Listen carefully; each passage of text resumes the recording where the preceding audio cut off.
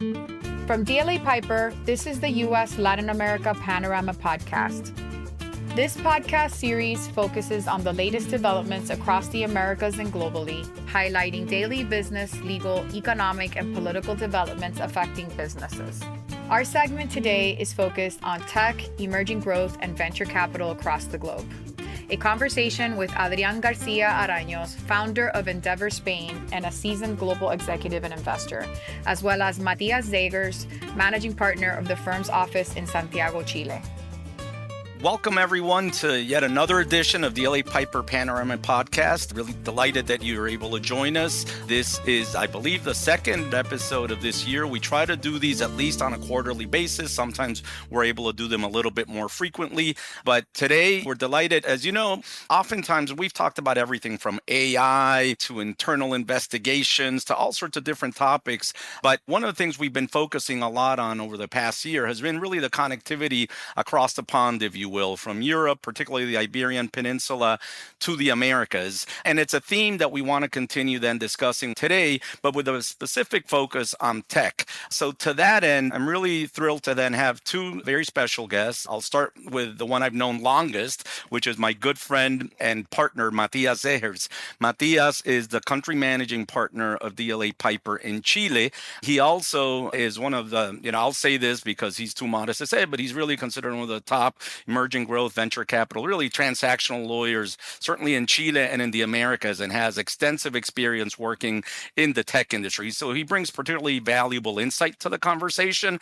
And thanks to Matías, I met someone who's really a trailblazer in the tech industry, Adrián Garcia Aranyos. Adrián has been a banker, an entrepreneur, an innovator, a real just all-around tech leader on both sides of the pond and indeed globally, which is really interesting because sometimes we'll have someone who comes with very much of a U.S. focus or perhaps an Iberian Peninsula focus or a Spain focus. But with Adrián, we really have the benefit of someone who's been very successful on both sides of the pond, both in New York, Madrid, and a number of other places. So I'm excited to be able to have this conversation with both of them, really, again, on a focus of connectivity, particularly in the opportunities, the challenges, their experiences, specific to the tech world, emerging growth, venture capital, on both sides of the pond, not only Chile and Madrid, but Europe generally and the Americas generally. So with that said, Adrián, Matías, welcome. Real privilege to have you both here.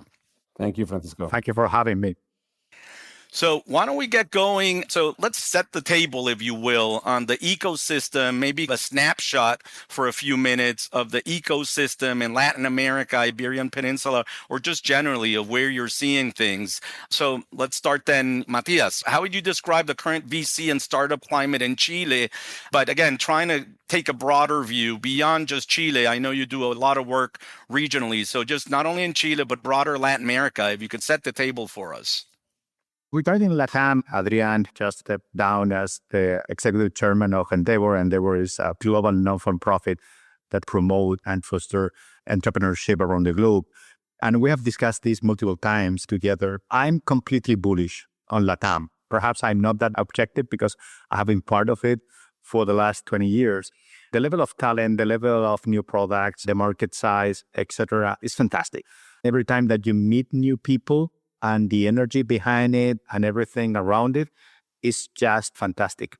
Obviously, and we have seen this not only in LATAM, but in the US, in Europe, etc., there has been a slowdown in venture capital investment. But it's not about the entrepreneurs. I mean, it's more about the deployment of capital, in my opinion, for multiple reasons, and we can discuss them later in this conversation. Going to what are the fundamentals of venture capital in terms of talent, in terms of products, in terms of market, the opportunities are really impressive.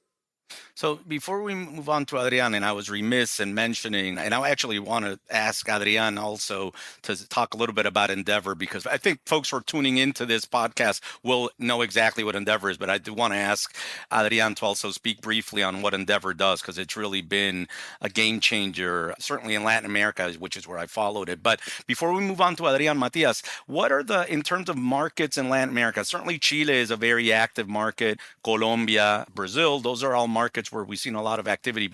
If you could just point to what are the markets where you're seeing the most activity in Latin America?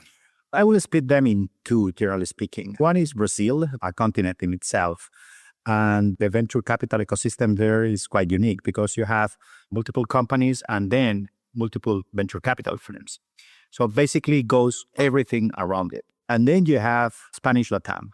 And I will say that with a caveat. The caveat is Argentina.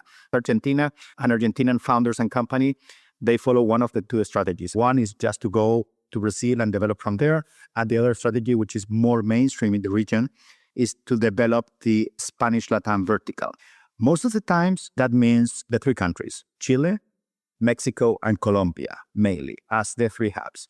In our experience, we have seen multiple companies that have developed their MVPs, the valuable products and MVP, to keep developing that in the other jurisdictions. And that means that also in terms of raising capital, there are two stages, basically, one local and then one more regional.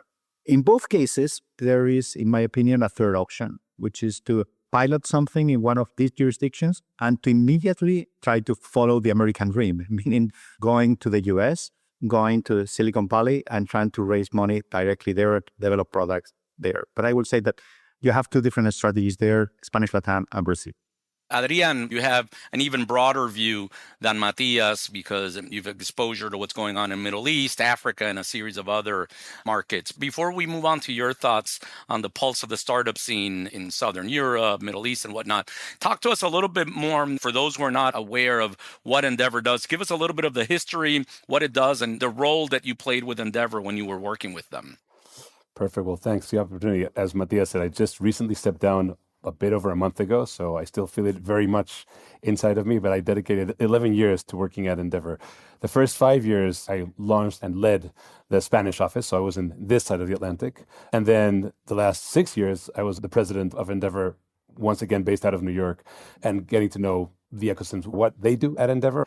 In essence, it's the leading entrepreneur support group or the leading community of entrepreneurs worldwide. And think about a support network that you could have when you're an entrepreneur.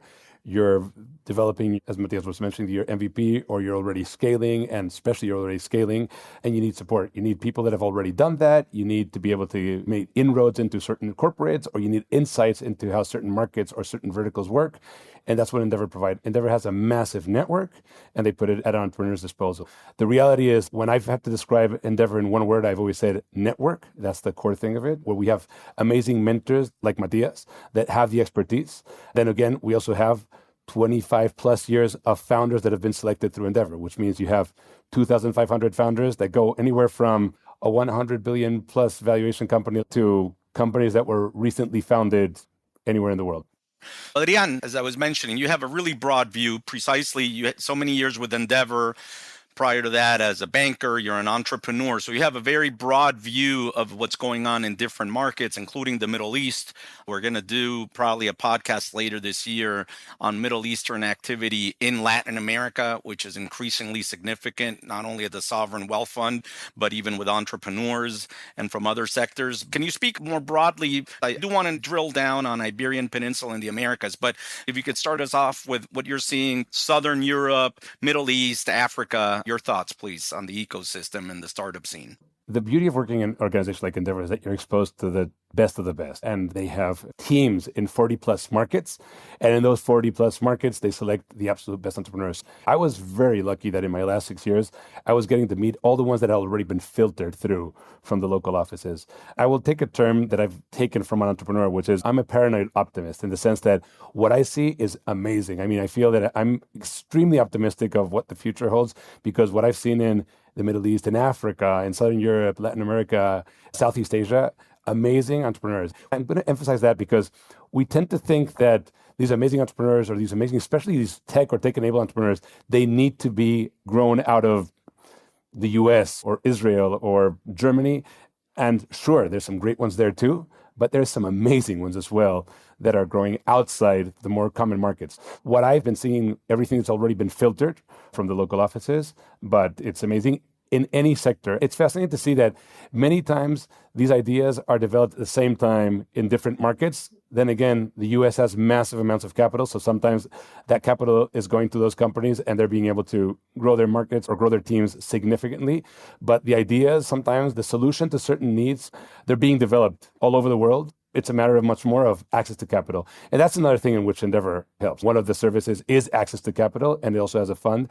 A part of the value proposition of Endeavor is also being able to steer those companies to the appropriate capital anywhere in the world.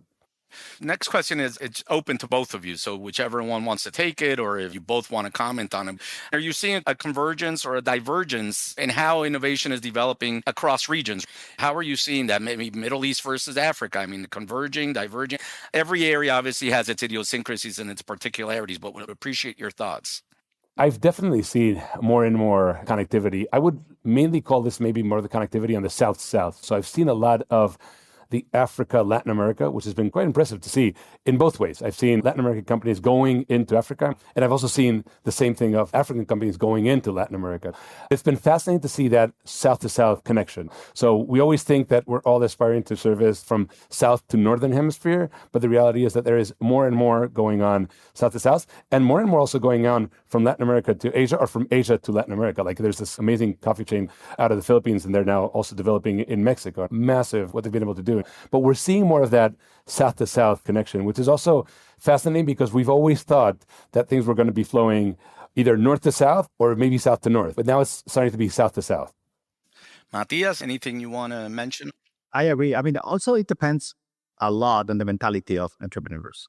Obviously, for cultural reasons, many of them feel more comfortable doing more business or development in a product or selling it within certain geographical boundaries within the region. But it's not always the case. I mean, we are seeing more and more entrepreneurs that have a truly global vision. And when you have a specific product that takes one problem or one specific metrics or one market, etc., and you see which other jurisdictions, in which other geographies you could add value or you could have a good selling point, they are thinking outside the box. And that's why I believe we are seeing more of this East-West, or from Africa to Latin America or to Asia, some different initiatives that are truly interesting. For us, Francisco, being a global firm has been also very, very interesting because the level of information that we are getting from other offices, what they are seeing there and how we can use that in favor of those companies has been fascinating. Let's start drilling down a little bit more on the Iberian Peninsula, which of course Spain and Portugal.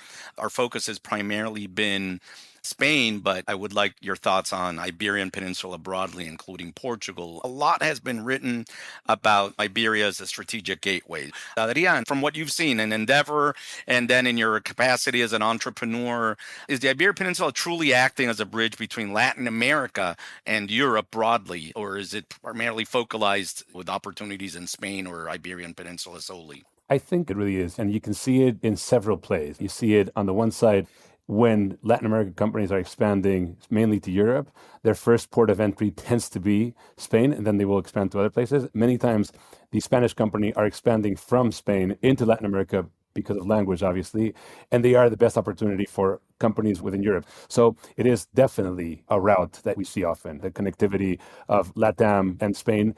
Language is the first thing, but there's also a lot of cultural nuances that are very similar.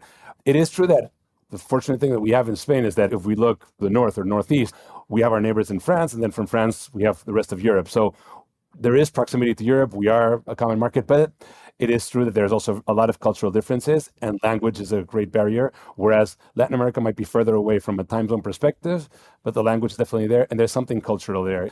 I've gotten to meet a bunch of amazing entrepreneurs from Romania and Poland. It is true that Romanian and Polish entrepreneurs might have something less in common maybe with Spanish entrepreneurs than Spanish entrepreneurs with Argentine or Chilean entrepreneurs. So let me ask you, Adrián, because you're particularly well suited to speak to this. In the US, everyone thinks about Palo Alto, Silicon Valley, but there's Boston, there's New York, there's Miami, there's a bunch of cities, more than people know. North Carolina, there's a tech corridor. There's a number of areas in the US where there's significant tech and emerging growth activity. In Spain, immediately people think of Madrid, but what are the cities or the regions of Spain where you see the most activity in the tech space? It's a great question. Actually, Endeavor Spain did a study about the penetration of entrepreneurship in the markets, and they did find that there was a lot of interconnectivity in different hubs. It's not only Madrid, it's definitely Madrid-Barcelona. Barcelona is a very important entrepreneurial hub. I don't know that it's something there, if it's being close to the ocean or what it is, but they are very entrepreneurial, and you really have to give them that. It is true that Madrid has always been much more of the financial capital, so there might be more entrepreneurship there because it was closer to the capital, but you can't deny Barcelona being a huge entrepreneurial hub. Barcelona actually also has another element that it's so attractive because of being in the coast and beach. It also attracts a lot of foreign entrepreneurs. So you have a lot of foreign entrepreneurs that are operating out of Barcelona that are not connected to the Spanish ecosystem. They might be Scandinavian entrepreneurs, French entrepreneurs, or German entrepreneurs that might be in their second or third venture, but they decide that they're going to establish it out of Spain. So you have two ecosystems in one in Barcelona. Then you have Madrid, as we mentioned, but then we have very interesting hubs. One hub that has emerged in the last few years has been Malaga. So you have a hub in the south, which you'd think very unlikely, but it's become an amazing hub with a lot of different tech companies, many of them in cybersecurity. You have Valencia that's emerged as an amazing hub. And then you have another hub that is Zaragoza as well, which is between Madrid and Barcelona. Then you definitely have other places that are positioned to become smaller hubs, also because it's smaller volume of entrepreneurs. But there's definitely interesting things going on. But if I had to come up with 5 main cities, I'd say those would be Malaga, Valencia, Barcelona, Madrid, and Zaragoza. I was in Barcelona earlier this year, quite frequently in Madrid on business, but I had not been in Barcelona since prior to the pandemic. And I was there recently for a series of meetings. And really, the entrepreneurial energy in Barcelona is quite palpable. And there's all sorts of phenomenal businesses, both in the industrials space, there's these fantastic industrials, but also then in tech. I was quite blown away. I was participating in a YPO conference that was held there earlier this year. Barcelona was very much front and center and featured in the YPO, and it really blew my mind the things that are going on in Barcelona and Catalonia. Francisco, let me complement something that Adrián said in terms of the connection between the Iberian Peninsula and LATAM. There are two issues there that might be useful to understand the whole ecosystem. One is that we are seeing that it depends also in the type of company. For example, fintechs are more right now closely related to the UK for multiple reasons. So if you have a fintech, you will probably have a more close linked to the UK rather than to the Iberian Peninsula. Then, especially Spain has been very important to capture LPs from all over Europe that are investing through venture capital firms that are established in Spain, and from Spain, in some cases from Portugal as well, they are making investments in the region. So that's also another layer on this investment decision that is relevant for LATAM. So I want to actually continue on this topic of Iberian Peninsula, but I want to switch to Spanish and maybe do a couple of questions in Spanish. So one of the things, respecto a hemos estado hablando de Iberia, de Península Ibérica, como un punto, un gateway estratégico, un punto de entrada estratégico para todo lo que es tecnología, emerging growth en lo que viene siendo Europa y las Américas en general. Me encantaría el pensar de ustedes respecto a si los inversionistas en ese espacio y los fundadores están aprovechando estas oportunidades que ustedes están identificando, si lo están viendo, le están aprovechando a plenitud este ecosistema o todavía no se está realizando el potencial máximo. Yo creo que es un tema fundamentalmente de capacidad de scouting por un lado y de foco. Adrián lo dijo antes muy bien, la cantidad de buenos emprendimientos que existen, la cantidad de innovación que existe en todas partes del mundo es realmente alucinante. Y además, yo creo que los tiempos, sobre todo en generar un MVP, se han ido acortando. Hace 15 años uno necesitaba todo el hardware para desarrollar un emprendimiento de base tecnológica. Hoy día no, está todo en la nube. Los tiempos de inversiones al principio, en early stage, pero el tener visibilidad respecto a qué está pasando en algunos países. Si uno no tiene, por ejemplo, del lado del investor side, si uno no tiene un fondo con cierto nivel de dedicación, independientemente de cuál sea el vertical. O sea, si además uno está buscando un vertical específico, es aún más complejo porque evidentemente se te reduce un poco el scope. Si eres más agnóstico en vertical de inversión, es un poco más fácil, pero necesita gente dedicada y que lo conozca. Por eso es tan relevante instituciones como Endeavor, que permiten agrupar y que son verdaderamente una plataforma. También muchas veces las firmas de abogados como la nuestra, que tienen buenas prácticas de GVC, de Venture Capital, terminamos siendo una especie de banco de inversión sin serlo. Es decir, tenemos la posibilidad de conectar distintos actores del ecosistema a esa oferta y demanda de capital para que puedan surgir y salir adelante. Yo creo que depende bastante de esos dos factores, en el fondo, de tener cierto nivel de dedicación y cuál es tu manejo de scouting para efectivamente producir los resultados y llegar a las compañías que hacen el fit adecuado para cada uno de ellos.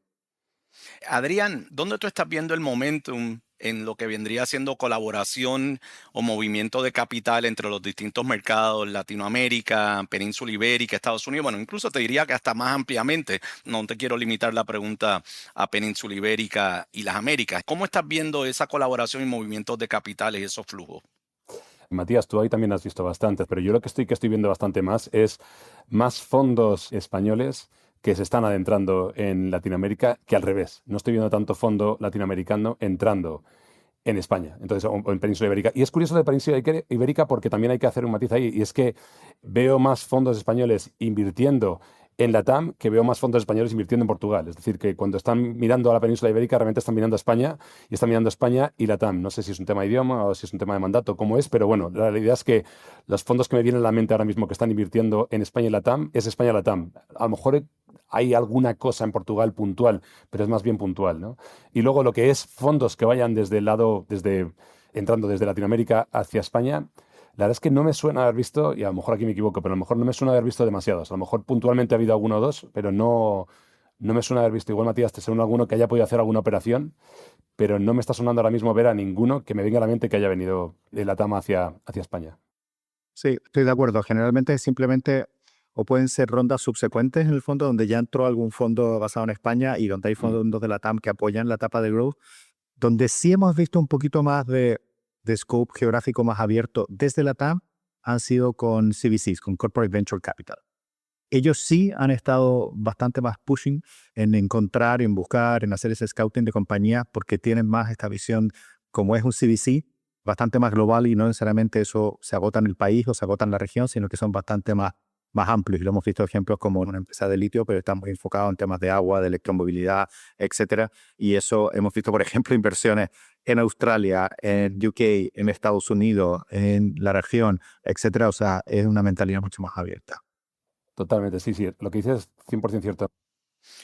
Esto entonces nos lleva naturalmente a hablar un poco de las realidades legales y de mercados, retos que pueden haber, y voy entonces ahora cambiar a inglés.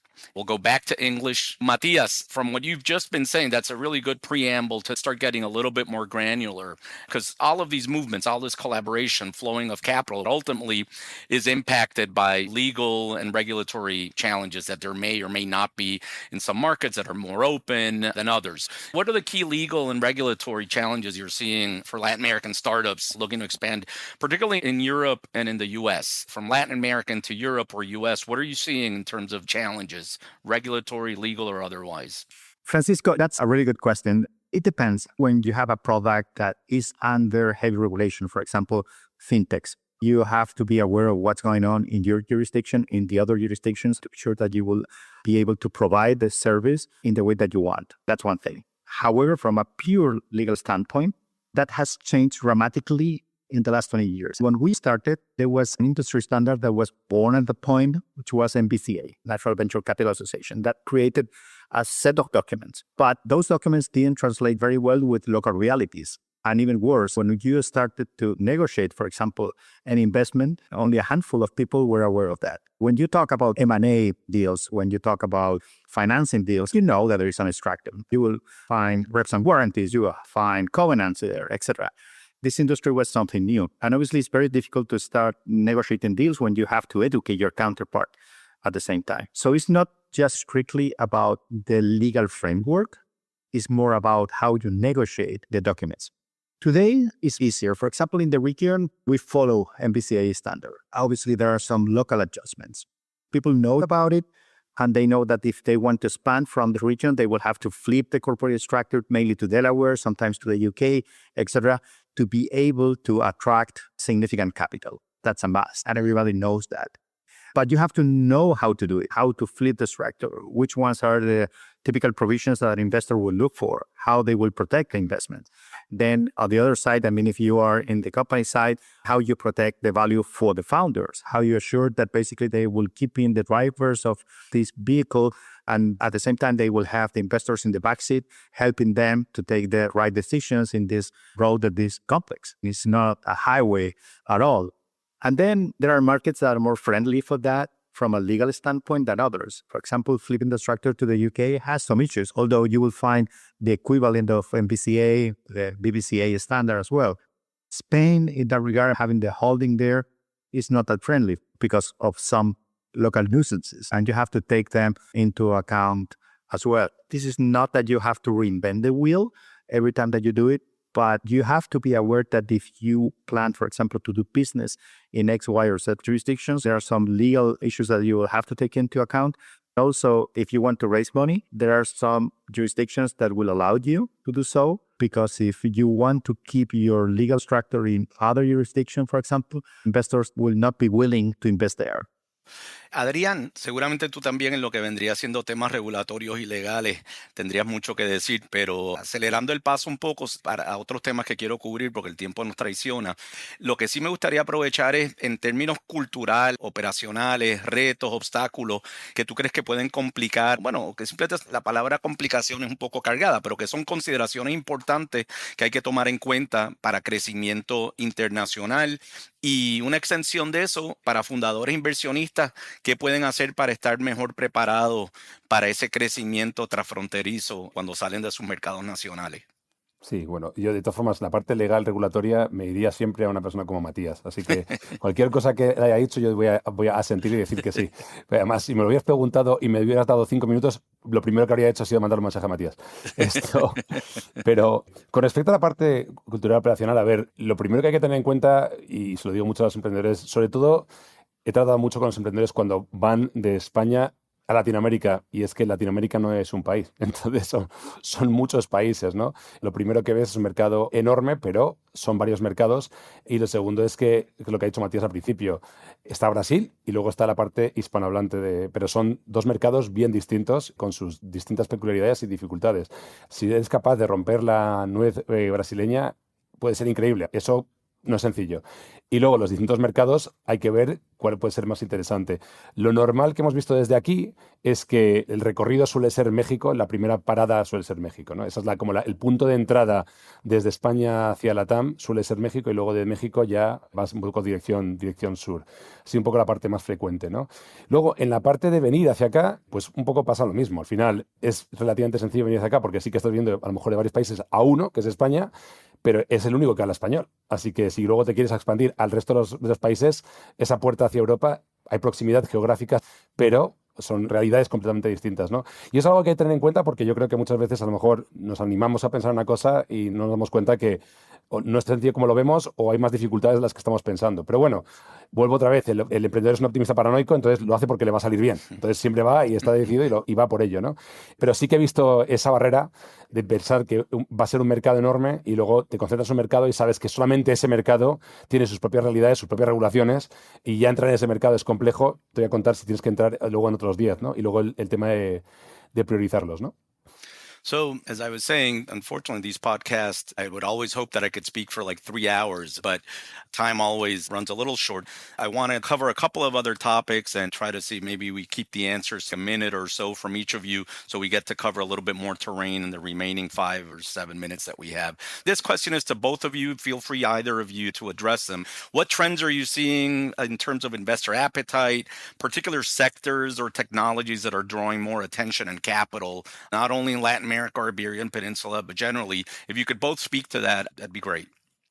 I think that it's a trend that we're all talking about AI. So you are seeing more money going into AI, but rightly so. There are companies that are doing outstanding jobs in respective fields. And the one that comes to mind right now, because they raised capital a few weeks ago at a $3 billion valuation. It was an American company founded by Chileans, but a lot of these companies are now seeing a lot of companies in AI, and it's the time to do it. They're developing their products relatively quickly, and there are solutions that the public is demanding. It's an obvious trend, but yes, we are seeing more in AI.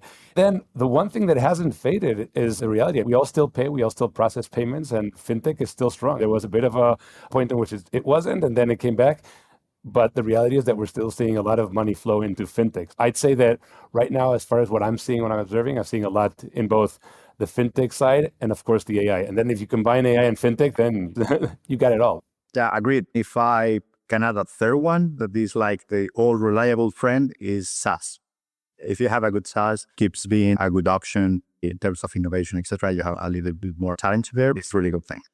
Let me ask you a question. We know that universities, academia, research is focusing on research, accelerators, public-private partnerships that are established, collaboration with public and private sector, particularly in some countries, are critical to innovation. We know that after the pandemic, in particular during the pandemic, the world was turned on its head, and we have all these digital nomads and the mobility and work from home. So a lot of innovation and where startups are percolating from and how innovation is taking place has really been turned on its head in the last 5 years. Still, of course, universities, accelerators are fundamental building blocks of these ecosystems. But what areas are you seeing for innovation between Iberia, Europe generally, but Iberian Peninsula and Latin America that excite you personally? I'm seeing a huge opportunity in everything around industrial manufacturing and technology applied to industrial manufacturing. Right now, we're at a point in which defense spending has increased significantly. We also have a lot in manufacturing of mining equipment, things like that. There's a lot going on in the manufacturing space, industrial manufacturing, and there's a lot of technology that can be applied to industrial manufacturing because a lot of these things have been applying technology, but they have not been applying technology the same way as technology companies have. So there's definitely an opportunity in that field, especially now with this new global protectionism that there seems to be. At the end of the day, each market is trying to protect itself in a way, and industry is kind of being crucial in that sense. So if I'm to say where the opportunity lies and where I personally see a lot of opportunity in the next 2-3 years, I see a lot in technology applied to industrial processes. In the supply of capital side, we are seeing more people convinced that venture capital is a class of alternative asset that they have to have in their portfolios. So we are seeing much more activity there in family offices that are developing a program for venture capital. And second, as I said before, corporate venture capital as well. Both of them are part of what we keep seeing on top of the traditional venture capital firms and some angel investors, accelerators, or universities as hubs of entrepreneurship in the future. We're going to close with a bit of a lightning round, which we'll do in English and in Spanish. In the interest of time, we'll start with the first one in English, and I'll ask it to both of you. Let's start with you, Matías. One thing people underestimate about Latin America, generally Chile in particular, that you would want to mention? The level of talent. That's unbelievable. And obviously, if you find it, keep it. There are 3 critical aspects of any entrepreneur. First, talent in terms of human capital. Second, the product. Third, the market. And we have the 3 of them in this region in an astonishing level. Adrián, same question. Not much to add. When Matías was talking about the talent, I completely agree, but I also was thinking about sometimes we don't realize the market is absolutely amazing. It's a huge market. Then, Adrián, a tech or investment trend to watch in 2025. We're still not yet at the halfway point of the year, so a tech or investment trend that you think we should watch in 2025. I'm going to sound like a broken record here, and I think I'm going to sound like everything that you're reading in mainstream media, but AI is an opportunity, and I'm saying it with absolute conviction. I've been speaking with numerous professors of AI, numerous companies that have started months ago. Right before this call, I was having a chat with entrepreneurs starting something in the field. The opportunity is enormous, and the ability to build companies now is faster than ever. Matías? Nothing to add. AI, no doubt. Good enough. So to wrap up, let's shift to Spanish. Un consejo que le puedan dar a emprendedores o inversionistas pensando expandir a nivel global, regional, fuera de sus fronteras nacionales. Un consejo de cada uno. Matías, comenzamos contigo. Quizás 2 cosas. Uno, cuiden el cap table, especialmente cuando levanten fondos, porque uno ve unos desastres importantes ahí. Y segundo, planifiquen bien la estructura. Los emprendedores muchas veces empiezan a empujar y de repente un poco de planificación les va a permitir optimizar el producto, el servicio y también el crecimiento que esperan tener. Adrián. Perfecto. Qué razón tiene Matías con lo de cuidar el cap table, y creo que es una cosa que los emprendedores a medida que van creciendo no se dan cuenta de lo importante que es. Pero bueno, no quiero repetirme en eso, pero yo sí que diría que, a ver, lo importante yo creo que es poder establecer conexiones con gente, networks. Quiero decir, Endeavor lo hace, pero hay otras al lado de YPO, hay otras organizaciones, pero que hagan un tapping into este tipo de organizaciones porque hay un network en el que se pueden apalancar. Y yo creo que lo segundo, que es más importante todavía que lo primero, es que muchas veces el emprendedor cree que su idea es innovadora y muy auténtica y que se la van a robar. Te van a robar la idea. La idea no es nada, es la ejecución de la idea. De vez en cuando tendrás un mal actor, pero las posibilidades de que eso pase son bajas. Habla abiertamente, conoce a gente, conecta con gente, comparte tu idea, valida si tu idea que funciona en tu mercado funciona en otro mercado, o si está en una vertical funciona en otra. Pero vamos, que no tengan problema en expandir su network dentro de lo que están buscando y compartir su idea. Fantástico. So, Adrián Garcia Aranyos and Matías Zegers, it's really been a pleasure to have this really engaging conversation. We have great guests on the podcast on Panorama, and I always feel that the time betrays us. It's really been terrific to share this space with both of you. Hope to have you back, Adrián. You're terrific. We appreciate everything you've done in connecting really the world, not only Iberian Peninsula and the Americas. Your thought leadership at Endeavor and in the private sector has been fantastic. So real privilege to have you on the podcast. And Matías, I talk to him almost every day, but it's wonderful to have Matías also here. Thank you everyone for joining us on yet another edition of the DLA Piper Latin America Panorama podcast series.